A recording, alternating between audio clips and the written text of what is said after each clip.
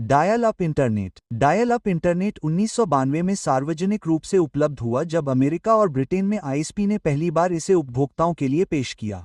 मूल विचार 1979 से यूजरनेट जैसे सिस्टम के साथ बहुत पहले से मौजूद था, लेकिन 1992 में आम लोग आखिरकार घर बैठे ऑनलाइन हो सके। डायल अप एक मॉडेम और एक मानक टेलीफोन लाइन का उपयोग करके कंप्यूटर को इंटरनेट से जोड़ता है और वर्षों तक यह लोगों के वेब तक पहुंचने का मुख्य तरीका था। लेकिन प्रक्रिया सरल है। कंप्यूटर का मॉडेम फोन जैक में प्लग करता है, यह आईएसपी का नंबर डायल करता है और दोनों मॉडेम एक हैंडशेक करते हैं।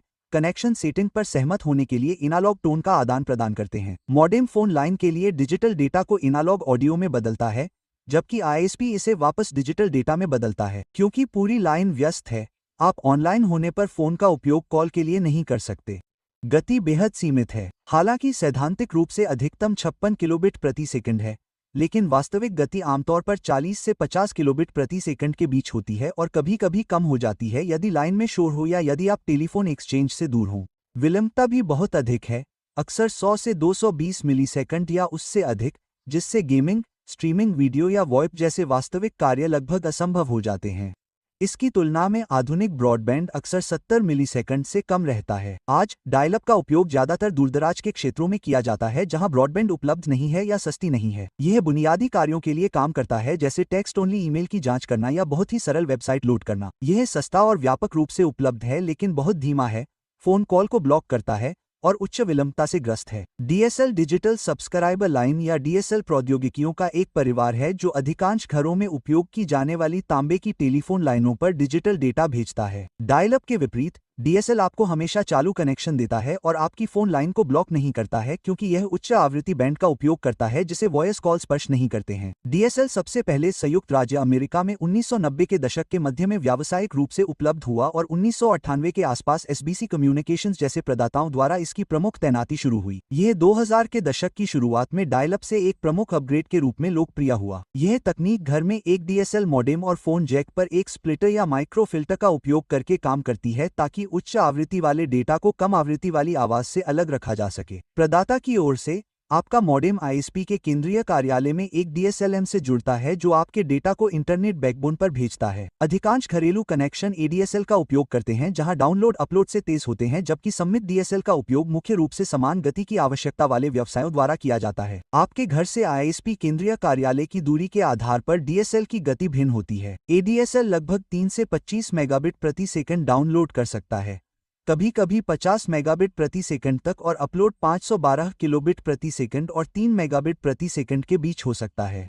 नए वीडीएसएल कम दूरी पर 100 मेगाबिट प्रति सेकंड तक पहुंच सकते हैं। डायल अप की तुलना में विलंबता बहुत बेहतर है, आमतौर पर 10 से 60 मिलीसेकंड के बीच, जिससे स्ट्रीमिंग, वीडियो कॉल और गेमिंग जैसी गतिविधियां संभव हो जाती हैं। डीएसएल छोटे घरों या उन क्षेत्रों के लिए सबसे अच्छा है जहां केबल उपलब्ध नहीं है लेकिन फोन लाइनें उपलब्ध हैं। यह सस्ती है, व्यापक रूप से सुलभ है और लगातार गति प्रदान करती है क्योंकि लाइन पड़ोसियों के साथ साझा नहीं की जाती है, लेकिन दूरी के साथ प्रदर्शन कम हो जाता है, अपलोड गति सीमित होती है और केबल और फाइबर की तुलना में कुल गति धीमी होती है। उपग्रह इंटरनेट। भूमिगत केबलों का उपयोग करने के बजाय यह पृथ्वी की परिक्रमा करने वाले उपग्रहों का उपयोग करता है। आपका घर का डिश एक संकेत भेजता है, उपग्रह इसे पृथ्वी पर एक ग्राउंड स्टेशन तक पहुंचाता है और इंटरनेट उसी तरह से आपके पास वापस आता है। पुराने सिस्टम अंतरिक्ष में बहुत ऊंचाई पर स्थित बड़े उपग्रहों का उपयोग करते हैं, लगभग 22,000 मील ऊपर। वे काम करते हैं, लेकिन दूरी सब कुछ धीमा महसूस कराती है। स्टारलिंक जैसे नए सिस्टम पृथ्वी के बहुत करीब लगभग 300 मील की दूरी पर छोटे उपग्रहों का उपयोग करते हैं, तो डेटा तेजी से यात्रा करता है और देरी बहुत कम होती है। इस वजह से गति भिन्न होती है। पुराने सेटअप आमतौर पर लगभग 12 से 25 मेगाबिट डाउनलोड देते हैं, जबकि आधुनिक लो ऑर्बिट नेटवर्क 50 से 200 मेगाबिट प्रति सेकंड तक पहुंच सकते हैं। अपलोड में भी सुधार होता है। सबसे बड़ा अंतर विलंबता है। पुराने सिस्टम अक्सर धीमे लगते हैं,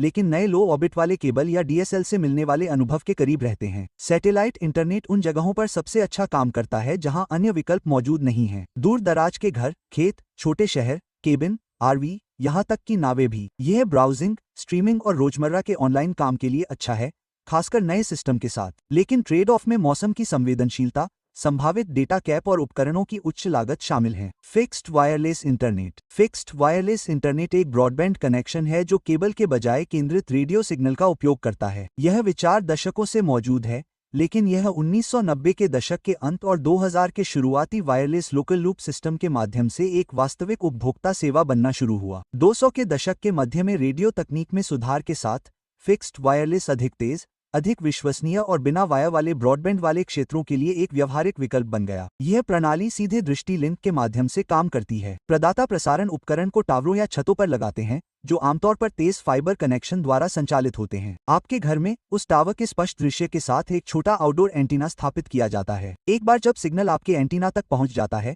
तो यह एक ईथरनेट केबल के माध्यम से एक इंडोर मॉडेम या राउटर तक जाता है, जिससे आपको सामान्य घरेलू इंटरनेट एक्सेस मिलता है। वास्तविक दुनिया की गति आमतौर पर 25 से 100 एमबीपीएस होती है, जबकि नए सेटअप 300 से 500 एमबीपीएस तक पहुंच जाते हैं।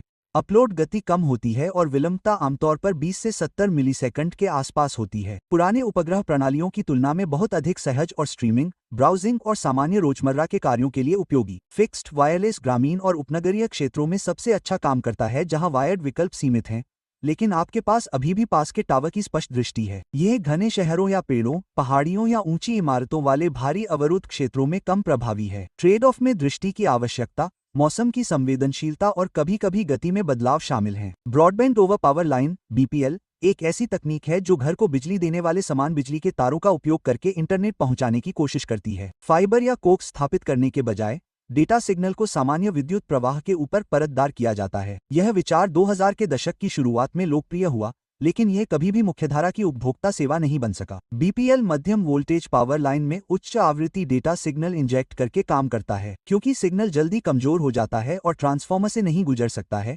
इसलिए उपयोगिताएं लाइन के साथ रिपीटर और बाईपास इकाइयां जोड़ती हैं। घर में एक बीपीएल मॉडेम एक दीवार के आउटलेट में प्लग करता है और डेटा को विद्युत शक्ति से अलग करता है।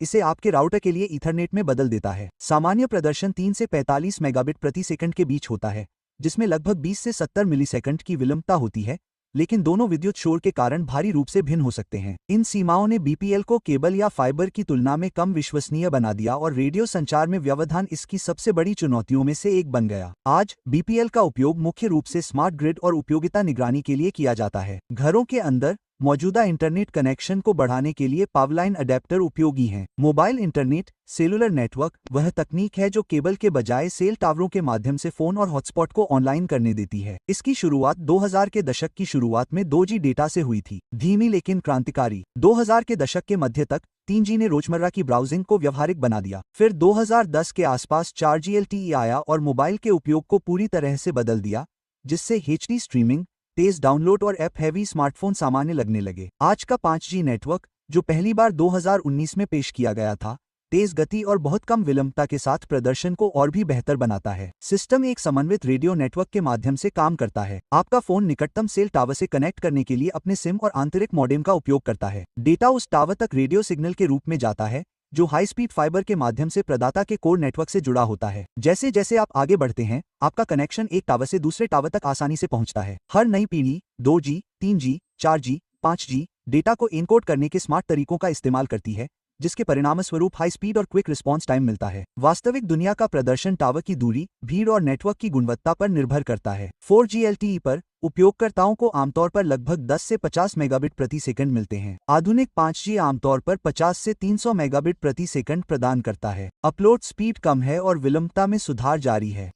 अच्छी परिस्थितियों में 4G पर लगभग 30 से 60 मिलीसेकंड और 5G पर 10 से 25 मिलीसेकंड। क्योंकि यह कवरेज के साथ कहीं भी काम करता है, मोबाइल इंटरनेट लचीलेपन के बारे में है। यह आने जाने, यात्रा करने या स्थानों के बीच जाने के दौरान हर जगह स्मार्टफोन को ऑनलाइन रखता है। यह 4G और 5G होम ब्रॉडबैंड प्लान के माध्यम से ग्रामीण क्षेत्रों में होम इंटरनेट के रूप में भी काम कर सकता है, और कई लोग इसे विश्वसनीय बैकअप कनेक्शन के रूप में उपयोग करते हैं। मोबाइल इंटरनेट की सबसे बड़ी ताकत सुविधा है। कोई केबल नहीं, कोई इंस्टॉलेशन नहीं और व्यापक कवरेज। आधुनिक 5G कई जगहों पर वायर्ड ब्रॉडबैंड को भी टक्कर दे सकता है, लेकिन इसकी गति अलग अलग हो सकती है और लागत डेटा प्लान पर बहुत अधिक निर्भर करती है। केबल इंटरनेट एक ब्रॉडबैंड कनेक्शन है जो केबल टीवी के लिए उपयोग किए जाने वाले हाइब्रिड फाइबर कोएक्सियल केबल के माध्यम से हाई स्पीड एक्सेस प्रदान करता है। यह पहली बार 1990 के दशक के मध्य में व्यावसायिक रूप से उपलब्ध हुआ और 1996 में हार्टफोर्ड, कनेक्टिकट में पहली सेवा शुरू हुई। 1990 के दशक के अंत और 2000 की शुरुआत में डॉक्सिस मानक के परिपक्व होने के साथ इसे अपनाने में तेजी से वृद्धि हुई। यह तकनीक कोएक्सियल टीवी केबल पर अप्रयुक्त आवृत्ति स्थान का उपयोग करके काम करती है।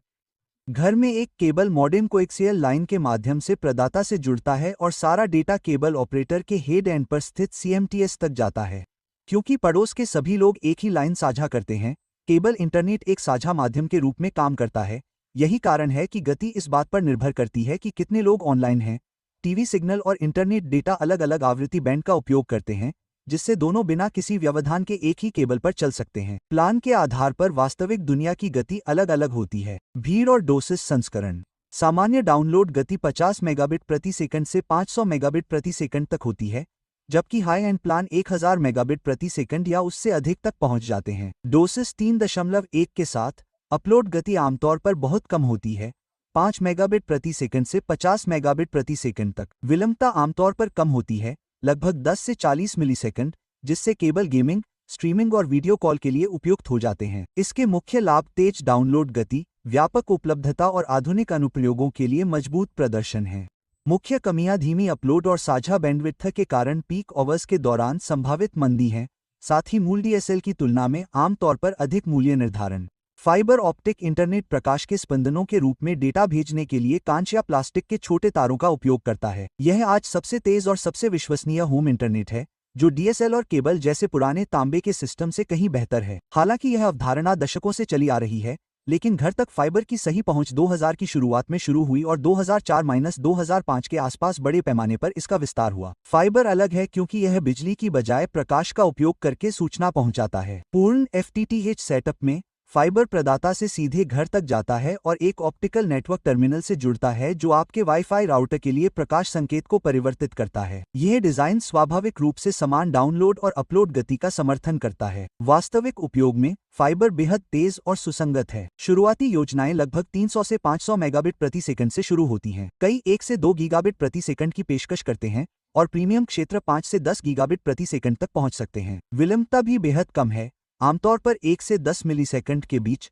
जिससे गेमिंग, वीडियो कॉल और क्लाउड ऐप सहज और त्वरित लगते हैं। फाइबर व्यस्त घरों, रचनाकारों और दूर से काम करने वालों के लिए एकदम सही है जिन्हें स्थिर प्रदर्शन की आवश्यकता होती है। इसकी मुख्य ताकत गति, विश्वसनीयता, सम्मिलित अपलोड और